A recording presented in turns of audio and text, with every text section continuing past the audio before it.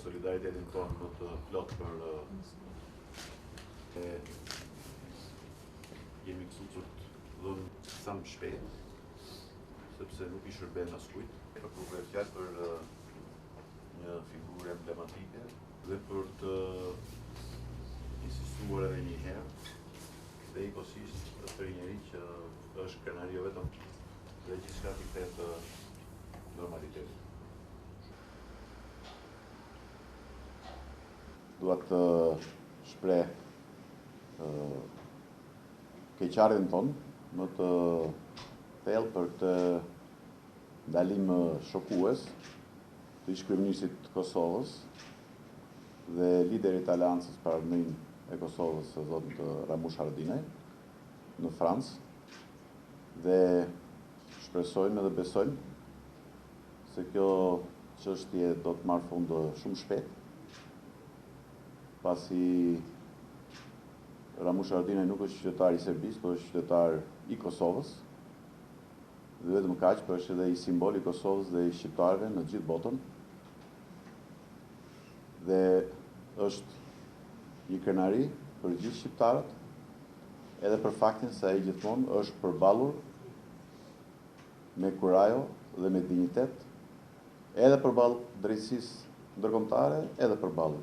padrejtësisë. Unë do t'i dërgoj një mesazh homologe sime serbe në këtë drejtim, ashtu sikurse ajo që është më e rëndësishme është edhe kërkesa ndaj homologëve tanë në Francë dhe autoritetet shqiptare në nivele të ndryshme kanë vepruar me një herë,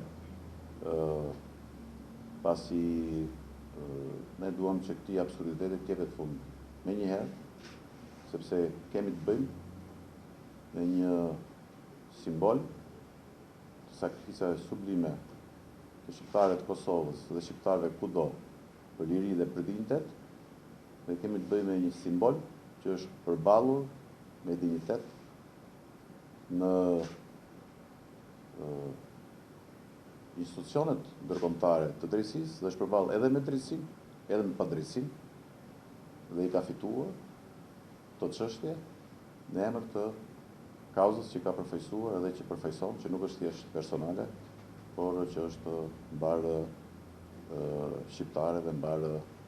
kombëtare. Arrestimi i kryetarit Haradinaj në Francë dhe stërzgjatja e këtij procesi është diçka që na ka brengos neve shumë këtu në Kosovë dhe në Aleancë,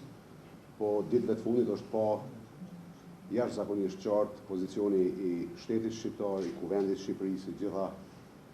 strukturave politike në Shqipëri që janë një mbështetje jashtëzakonshme për ne, për gjithë Kosovën. Edhe mbarësi.